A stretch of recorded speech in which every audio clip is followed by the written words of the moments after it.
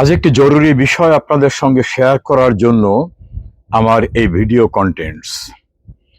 2024 সালের 5 অগস্ট ঢাকার ধানমন্ডিতে 32 নম্বর সড়কে বঙ্গবন্ধু ভবনে যে নারকীয় বর্বরচিত সন্ত্রাসী হামলা হয়েছিল, সেই হামলা, লুণ্ঠন, বিভিন্নভাবে ক্ষয়ক্ষতি এবং ডাকাতির কর্মকাণ্ডে যে অপরাধ সংগঠিত হয়েছিল, তার বিরুদ্ধে ঢাকার মুখ্য মহানগর হাকিম আদালতে আজ একটি মামলা দায়ের হয়েছে। এই মামলার বাদী তামান্না চৌধুরী প্রিয়াঙ্কা। তিনি ঢাকার ধানমন্ডির 3-এর এ সড়কের অধিবাসী।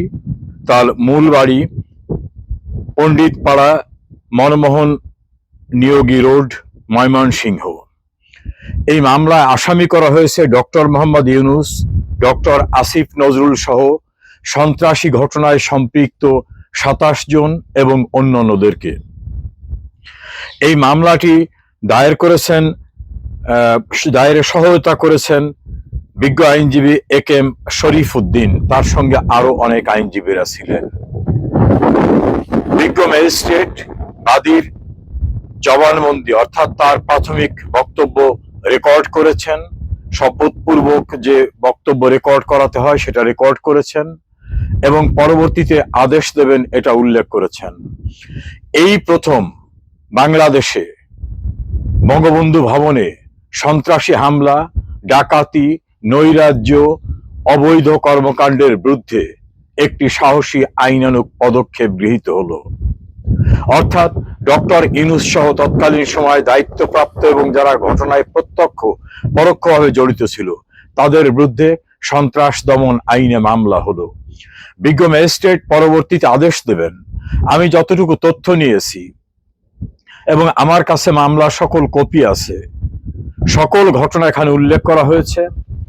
আর যিনি মামলার বাদী প্রিয়াঙ্কা চৌধুরী, তিনি আদালতে শপথ পাঠপূর্বক টোটাল ঘটনাটা বর্ণনা করেছেন, কেন কি কারণে তিনি মামলা দায়ের করেছেন। তার এই বক্তব্য বিজ্ঞ ম্যাজিস্ট্রেট রেকর্ড করেছেন।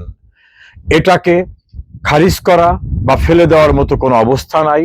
প্রকাশ্য দিবালোকে সংগঠিত এই সন্ত্রাসী, ডাকাতি, নারকীয়, বর্বরচিত ঘটনার আইনানুগ যখন একটি অভিযোগ এসেছে, এই অভিযোগের প্রেক্ষিতে প্রয়োজনীয় ব্যবস্থা নিতে হবে, সেটাই আইনের বিধান।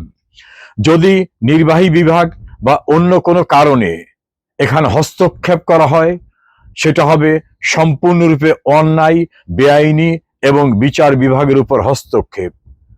এই আইনানুগ পদক্ষেপ গ্রহণ করার জন্য আমি বাদী প্রিয়াঙ্কা চৌধুরী সহ সংশ্লিষ্ট আইনজীবী যারা সাক্ষ্য দেবেন বলে উল্লেখ করা হয়েছে এই মামলায়, তাদের সবাইকে আন্তরিক ধন্যবাদ জানাচ্ছি। কারণ কেউ আইনের ঊর্ধ্বে না, এই বিষয়টি নিশ্চিত করতে হবে আমাদের।